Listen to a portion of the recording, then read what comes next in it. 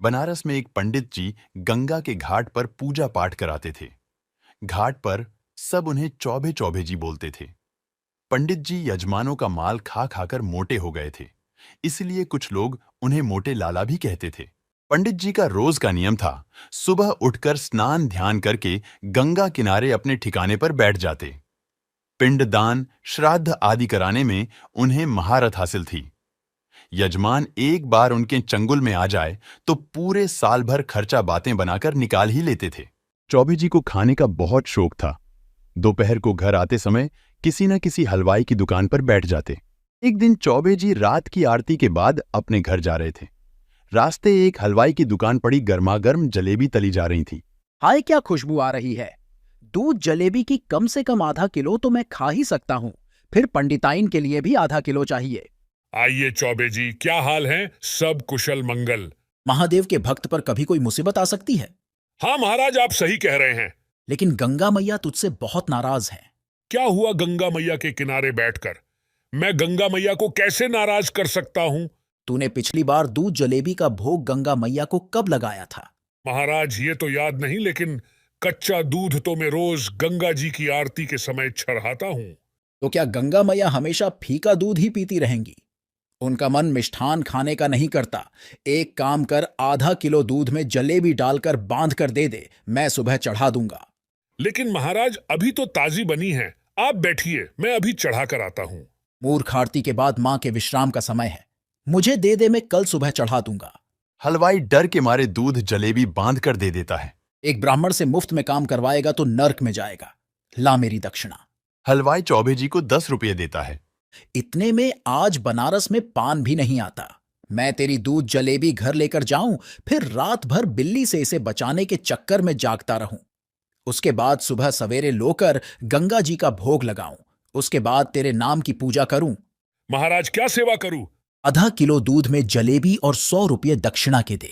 हलवाई उन्हें दे देता है। चौबे जी मजे से घर पहुंच जाते हैं। झक के दूध जलेबी खाते हैं और 100 रुपये अपनी पत्नी को दे देते हैं। तू भी यही खा ले, आज खाना मत बनाना।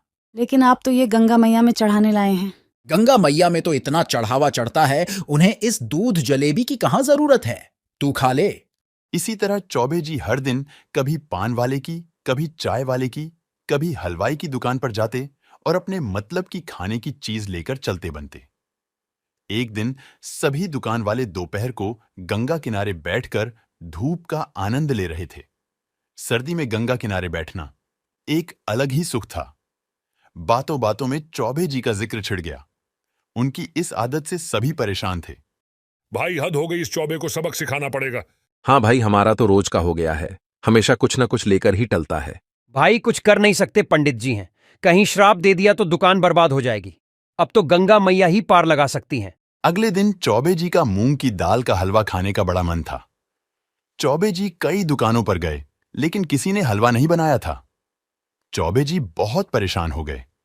तभी एक हलवाई ने कहा, चौबे जी, मैं सुबह हलवा बना सकता हूँ, अगर आप सुबह नहाकर गंगा किनारे मेरे नाम की पूजा करें।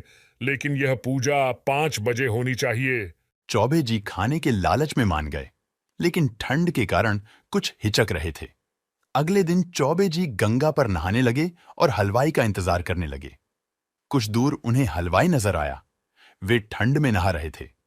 फिर नहाकर बाहर आए। कुछ देर पूजा करने के बाद बोले, ला भाई, हलवा दे, बहुत ठंड लग रही है। गरम गरम हलवा खाकर मजा आएगा। हलवाई ने उन्हें हलवा दिया। चौबे जी ने हलवा चखा और बोले, ये तो बिल्कुल ठंडा है। ठंडा हलवा खाकर तो मुझे और ठंड लग गई। तू बासी हलवा ले आया। चौबे जी का गला अकड़ गया, उनसे बोला भी नहीं जा रहा था। वो ठंड से कांपने लगे। उन्हें लगा आज तो प्राण निकल जाएंगे।